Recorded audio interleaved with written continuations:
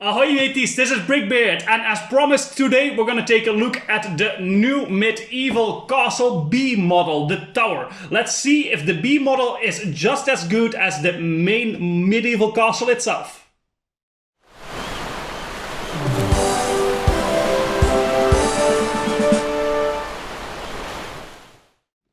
Second day in a row we're taking a look at the B model now of set 31120, the medieval castle of the Creator 3-in-1 line.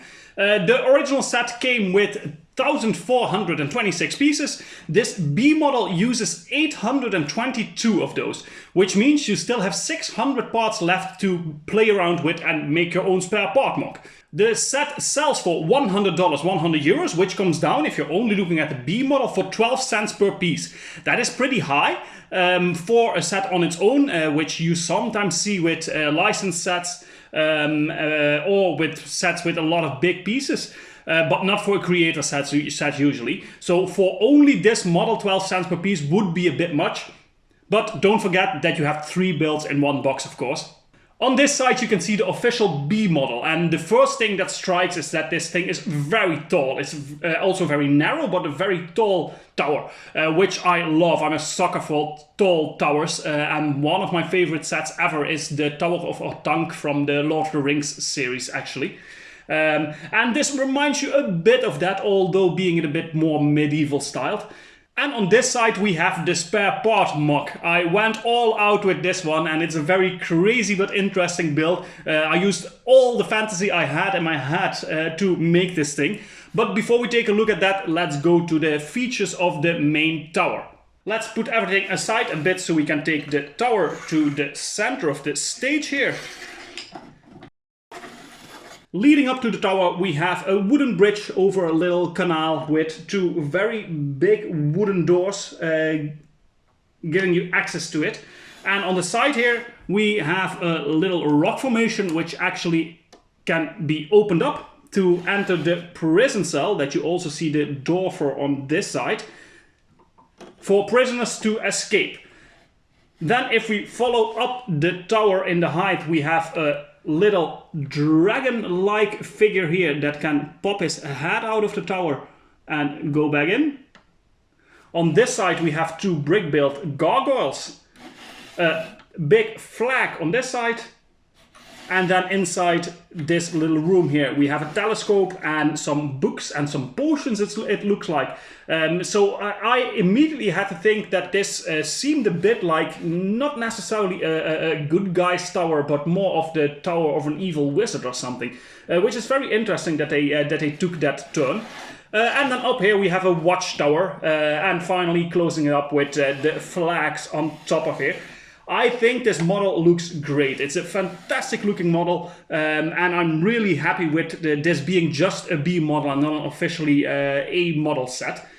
And with that we also get this little catapult, and it actually works pretty well. There's a target here that you can put on the side, spin the wheel, and you put in a stone that we get with it. It fits into the bucket pretty neatly, and you release the lever. You can try and aim at the target, and it works pretty well actually, which is a really cool feature. So as you can see, they put a lot of stuff in here for playability, which is great. They usually don't do that in a B model, but I think this thing, for the size of it, it's packed with playability. And also in this model I really like the balance between the minifigures and the build, because for the main model with 1,500 pieces almost, 3 minifigures seemed a bit few. In this, on the other hand, it actually works. With 3 minifigures, that's more than enough you need for this build to play around with it and do everything you want to. Now let's take a look at the spare part mock. It's this thing on the side here, and I call it the medieval Mech. So let's take it out, because it actually consists of 2 separate elements. Let's make him stand upright like he should. So the medieval Mech. So my idea was, because this tower seemed like it was the base of an evil wizard, I had the idea that it was actually not the tower of the Black Falcons, but this is the Black Falcon machine to try and defeat the evil wizard. You can see that the skeleton is up here in the cockpit. We can open the top here to get the skeleton figure in and out, or put any of the other minifigures in there, of course. He has a hammer in his chest to smash down buildings. The arms are movable and posable. He can grab stuff with this hand, and with the other one he has a spear in it. And of course he can walk and move like any mech should.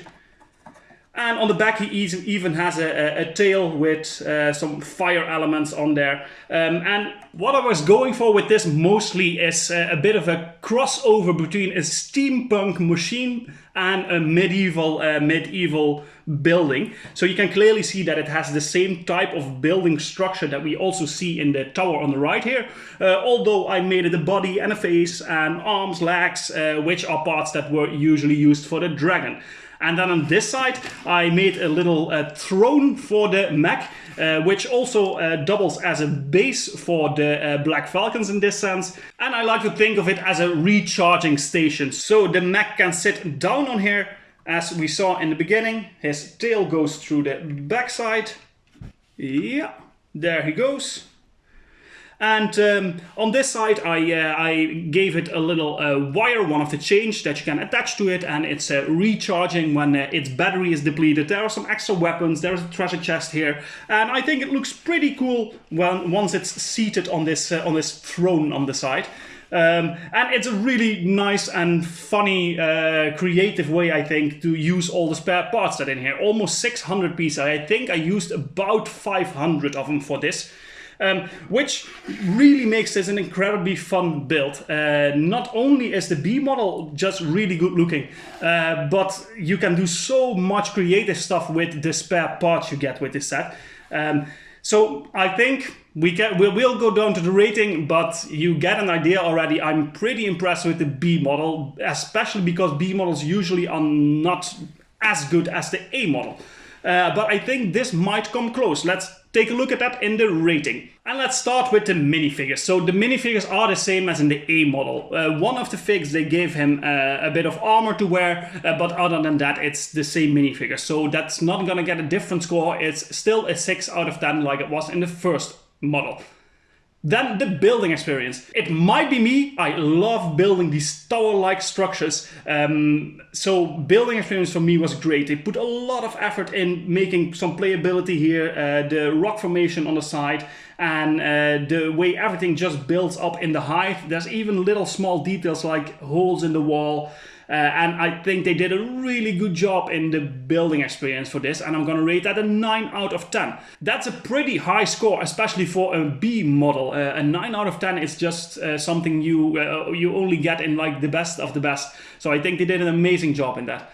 Then the playability, as I said before, playability is great, especially for a B model. Not even counting the things you can do with all the spare parts. So for playability, it's gonna get an 8 out of 10. Then we have the part selection. Again, that's not going to change from the A model to the B model, so parts is still the same. You get a lot of parts and a lot of stuff to play around with. As you can see here on this side, there is also very creative ways you can use the parts. But the part selection overall, there's not a lot of unique stuff in there, especially the minifigures are not too unique. So for parts, I'm going to give it a 7 out of 10, just like for the A model. Then we come down to the display value, and I have a bit of a dilemma with this one because not because it's bad, absolutely not, but I like this B model almost just as much as the A model, especially with what I did with the spare parts, that I'm actually considering buying the set a second time. I know Lego was smart enough to make everything connectable, so you can actually connect the big castle to this and make it one big castle display, and I think it would look great with the tower next to it. So I'm still thinking about that because the display value of this one is also super, super great. But before I do that, I am gonna definitely wait before I get a good deal on the set. And maybe I'm not gonna get it a second time, but it's really, yeah, I'm really thinking about it at the moment. So clearly from that statement, you can imagine that the display value for me is gonna get a really high grade. It's a 9 out of 10, the same as the A model, which at the end, they did an amazing job in that regard. Then value for money at 12 cents per piece. This is pretty expensive if you're just getting it for the B model. Again, a lot of spare parts to play around with, but just for the B model it's pretty expensive. So I can go higher than a 6 out of 10 for that, which comes down to an overall rating of an 8 out of 10. That is the same rating I gave the A model. So consider this. This is actually just a side build, not the main attraction for people that buy the set. And it rates just as high as the A model, which is an amazing job the designers did on that. So this is clear that even if the C model might be turns out to be a bit of a letdown, just for the A and the B model, this set is actually really worth it. Still, I'm gonna leave the final conclusion until we also saw the C model tomorrow. But this, yeah, can't go wrong, I think, with the C model, and just the A and the B model really make it worth your time and money already. And that's all there is to say about this set, and I hope you guys enjoyed it. I will see you tomorrow when I do the final video of this trilogy with the C model and the spare part mock I made for that. And thank you guys again for watching. Please remember to like and subscribe, hit the notification bell, leave a comment, and I will see you guys tomorrow with the final video and the final conclusion of this set, the Medieval Castle.